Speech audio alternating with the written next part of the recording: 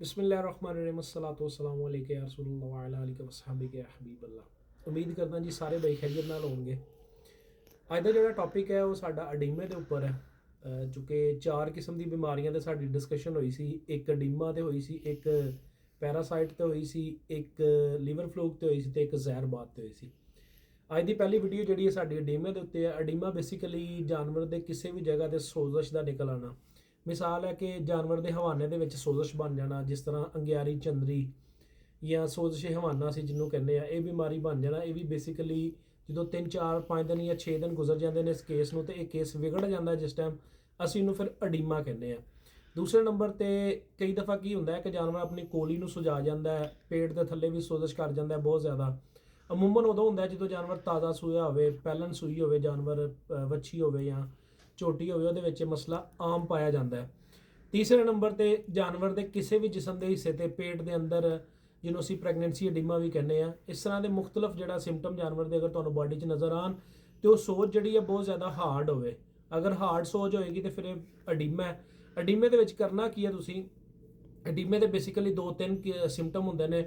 अगर पेट के अंदर कोई फॉरेन बॉडी का इशू बन जाए कि जानवर जिहड़ा वो कोई लोहा खा गया, रस्सी खा गया, प्लास्टिक खा गया, जानवर नूं यूरन का मसला बन गया, जानवर नूं गोबर का मसला बन गया, या जानवर जिहड़ा ना कम टाइम वास्ते बहिंदा है, इस तरह का मसला बन गया तो वो भी सोजश जानवर कट जाता है। ये सोजश जिहड़ी है ये होर सिम्पटम की होंदी है, ये जानवर के उत्ते मैडिसन असर नहीं करती। एक हुंदा अडीमा जिहड़ी सोज वाली सोजश होंदी है, ਉਹਦੇ ਵਿੱਚ जानवर के उत्ते मैडिसन असर करती है। तो मैडिसन असर किहड़ी करती है, ਉਹਦੇ अंदर तुसीं गोश च भी मैडिसन जानवर नूं दे सकते हो, तो उस अडीमे वाली सोज के विच भी जानवर नूं टीके ला सकते हो। ਉਹਦੇ 'ਚ ਤੁਸੀਂ ਡੈਕਸਾਮੈਥਾਸੋਨ ऐड कर सकते हो, ਪੈਨਸਲੀਨ ਦੇ ਵਿੱਚ 5 ਗ੍ਰਾਮ ऐड कर सकते हो, 10 ਗ੍ਰਾਮ ਇਹ ऐड कर सकते हो।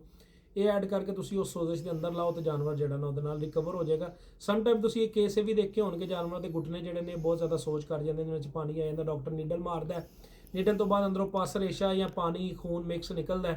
ਉਸ ਤੋਂ ਬਾਅਦ ਉਹ ਇੱਕ ਟਾਈਮ ਵਾਸਤੇ ਖਾਲੀ ਹੋ ਜਾਂਦਾ, ਫਿਰ 2 ਦਿਨ 3 ਦਿਨ ਤੋਂ ਬਾਅਦ ਫਿਰ ਉਹ ਭਰ ਜਾਂਦਾ। ਉਹਦੇ ਤੇ ਕੀ ਕਰਨਾ ਹੈ, ਉਹਦੇ ਵਿੱਚ ਕੋਸ਼ਿਸ਼ ਕਰੋ ਅਗਰ ਇਸ ਤਰ੍ਹਾਂ ਦਾ ਤੁਹਾਡੇ ਕੋਲ ਕੇਸ ਕੋਈ ਆਉਂਦਾ ਹੈ, ਉਹਦੇ 'ਚ ਆਕਸੀ ਟੈਟਰਾਸਾਈਕਲੀਨ ਲਓ, ਡੈਕਸਾਮੈਥਾਸੋਨ ਲਓ, ਕੋਈ ਡਿਸਟਿਕ ਵਾਟਰ ਉਹਦੇ 'ਚ ਐਡ ਕਰਕੇ ਉਹਨੂੰ ਖਾਲੀ ਕਰਨ ਤੋਂ ਬਾਅਦ ਉਹਦੇ ਵਿੱਚ ਦਵਾਈ ਭਰੋ। ਭਰ ਕੇ ਉਸ ਤੋਂ ਬਾਅਦ ਉਹਦੇ ਉੱਤੇ ਕਰੇ ਬੈਂਡੇਜ ਜਾਂ ਗਰਮ ਪੱਟੀ ਜਿਹਨੂੰ ਅਸੀਂ ਕਹਿੰਦੇ ਆ ਨਾਰਮਲ ਰੱਖ ਕੇ ਵਲ ਦਿਓ, ਤੇ ਉਸ ਤੋਂ ਬਾਅਦ 2-4 ਦਿਨ ਉਹਦੇ ਉੱਤੇ ਤੁਸੀਂ ਬਰਫ਼ ਦੀ ਟਕੋਰ ਕਰੋ, ਉਹ ਜਾਨਵਰ ਤੁਹਾਡਾ ਉਹ ਵੀ ਰਿਕਵਰ ਹੋ ਜਾਏਗਾ। बीमारियां बहुत सारिया होंदियां ने, लेकिन अगर बर वक्त का इलाज किया जाए तो सारे नाल बेस्ट है। अडीमा तुसी अडीमे तो बच किस तरह सकते हो अपने कोल फार्म के उत्ते।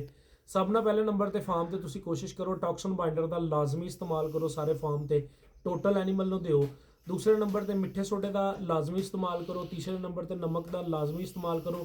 यह दोवें ऐसिया चीज़ां ने, नमक ते मिठा सोडा जिहड़ा जानवर दे मेदे के पीएच लैवल में मेनटेन रखता है। अगर मेदे का पीएच लैवल मेनटेन है तो जानवर के अंदर वाईबादी भी नहीं पैदा होने लगी और जानवर की प्रोडक्शन जी है ना ये भी ज़्यादा होएगी।